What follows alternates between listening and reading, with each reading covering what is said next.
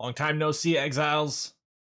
We are in that wonderful period of the league where upgrades come slow, but the game is fun to play, which is, of course, a sign that the league is rather healthy. I believe the player retention is quite high, and honestly, the game's just fun to play. It's in a pretty good state. Obviously, there's some complaints, things that we wish would be a little better, but yeah, I can't find too much to complain about. Although I will say, pushing this build beyond what I already have has been rather difficult. But I do have a small update for anyone who's still playing along or anyone who's still following along, I guess. And it's I'd say this was more of a pivot step. It did give us a pretty good increase in a lot of stats, but it was more of a pivot step that kind of opened things up to go elsewhere. And I think that's why I like it. That's why I kind of jumped on it. I found a lot of little things, and there's someone buying something. He didn't type it out correctly, so I gotta check the price on it now. Okay, no, he asked for the right price. That's how you know. If it's not the gold text, that means they might have edited the message. You might have actually seen the upgrade for a moment there because I had to have my inventory open, right? So here we go. Get to the nice scenic spot on the dock. What I've switched to is the Celestial Brace, which this is an Uber item drop. I don't like to normally go for Uber drops, but we're so far into the build by this point, you got to start scraping everywhere you can.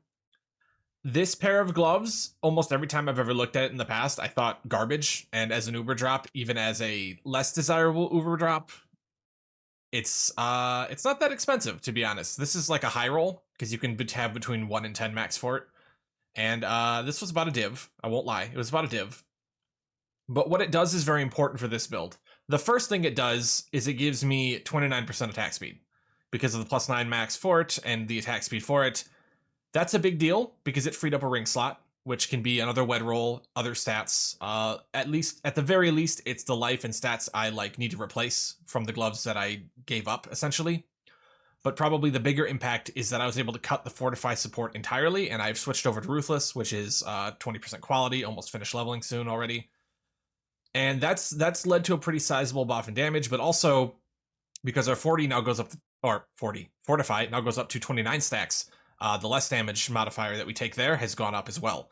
And now I believe my Fizz max hit is actually quite nice. Yeah, 16k. Don't bug out your eyes at that. Molten Shell's off. That's pretty good. You can get smacked a lot if you can take 16,000 damage. That's my general feeling there with Molten Shell up. 23k, Val Molten Shell, 24k. We are set to Guardian Pinnacle. If I go to Shaper Slam, calcs, damage taken. Yeah, it's 3.962 on a 5.1k health pool. We stand in Shaper Slams all day. They're no problem at all.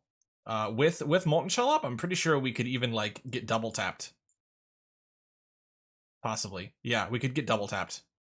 There could be a Shaper Illusion on top of Shaper Slam at the same time, and it would be fine. Which is pretty cool. Very durable build, which, I mean, I would hope so, right? Elemental max hit, as you'd expect from a build with endurance charges these days. Chaos max hit is fine because we have capped chaos res. And one of the reasons we're able to do that is Tassalio making resistances just very easy.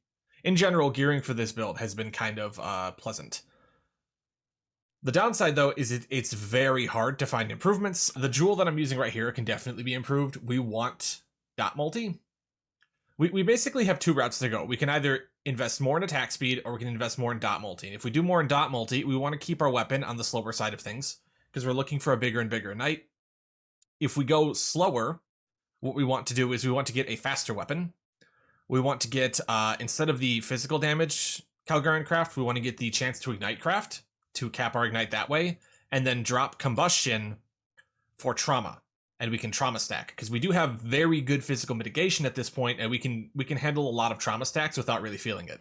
I'm not sure which direction to go in yet. I guess that's going to depend on my weapon scenario, my scenario situation. Right now, I'm leaning towards fire dot multi because I have a very good, albeit slow weapon. It actually hits quite hard. I've looked at comps, and if I made a perfect pile driver, a perfect one, mind you, absolutely perfect, my DPS would almost more or less break even or be a tiny bit increase over this. Unless I switch to trauma, then it goes up a bit more because obviously, but trauma has to build up, so I don't actually know how good that would be in practice. If I can just get more fire dot multi, and I'm not entirely sure how I'm going to do that exactly, jewels are one option, and that's what I'm working towards right now. I think one more level I can move some points over to grab this jewel without really losing any life, which I'm kind of doing because I know you're not supposed to look at total life, right? Your hit pool is much more important, especially when you have this much regen, but I like to keep it above a certain point just as like a point of comfort. And it's working because I'm like most of the way through level 97 now and I haven't died. Most of the way being 73%. As for the build's DPS, we are showing 5.4 million. That's disingenuous, if I'm being honest. Because, I mean, first of all, it's Guardian Pinnacle. We're not fighting Guardian Pinnacle all the time. In maps, this is much higher. But more importantly, probably significantly more importantly, this does not have, like, full buffs up. Full buffs up, we actually go to 7.5 mil, which is a little bit better, I would say. A lot of bit better, really.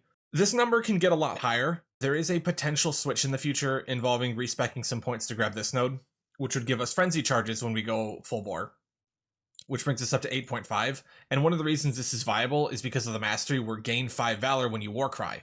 We're war crying 3 times every, I don't know, 5 or 6 seconds. So we build our valor up pretty quickly, and we can, and even when the banner comes down, we can build that valor back up pretty quickly.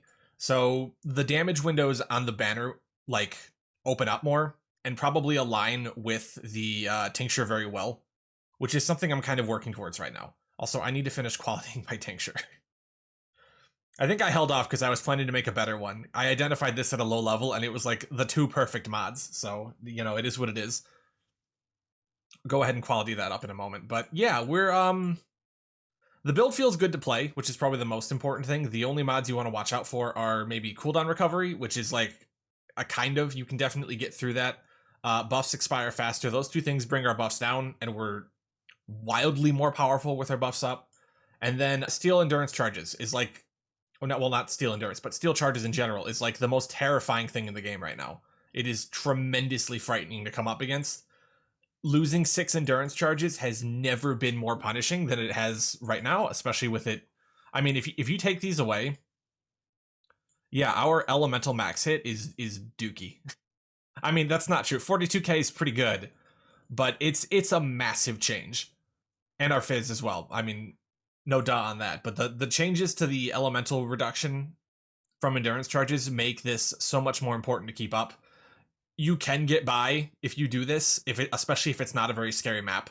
But I wouldn't recommend it because it really just takes something like cannibals throwing a bunch of torches at you from off screen before you know they're in the map for you to lose 10% XP at a level where that's like a lot of play. So I'm playing it a little safe that way. I'm just trying to get some levels in the character so I can really see what I can push this towards. I want a little bit more wiggle room, like one more level, I get this last jewel slot, and I feel like I can do a lot more then. I haven't really felt like streaming that much lately, but I want to get back to it, especially considering there's some things I can do that I haven't done yet. I have a Uber breach zone, whatever you call that. I have a simulacrum to run. I have some things in the game I have some things for the build that I haven't thrown it at yet to see how it does. I want to hit my level first, but after that, there'll probably be at least a stream where I want to do that live and have a recording of it so people can see how the build handles that sort of thing. Otherwise, have a good one, Exiles, and if you find any ways to push the DPS of this build, please tell me, because Ignite is really hard to scale when you're doing it with the hit portion at the same time. Not like in a super negative way, but in like a, damn, this is difficult now. I'm in unknown territory. Also, I think my DPS might be higher than this. I'm not sure POB is handling all the calculations correctly. I feel like there's a possibility just because melee Ignite is so strange. A lot of nodes don't even like show up. You have to add them in after the fact. Anyway, that's all. Wish I had more to say. Wish I was around more often. Wish I had more excuses to make videos. If you've got any ideas for that, drop that below. I'd love that. I'd love to make more content. I'm just busy with the game, and it's taking all of my brain power to look at how to push this build because it feels like unknown territory. Yeah. Anyway, have a good one, Exiles.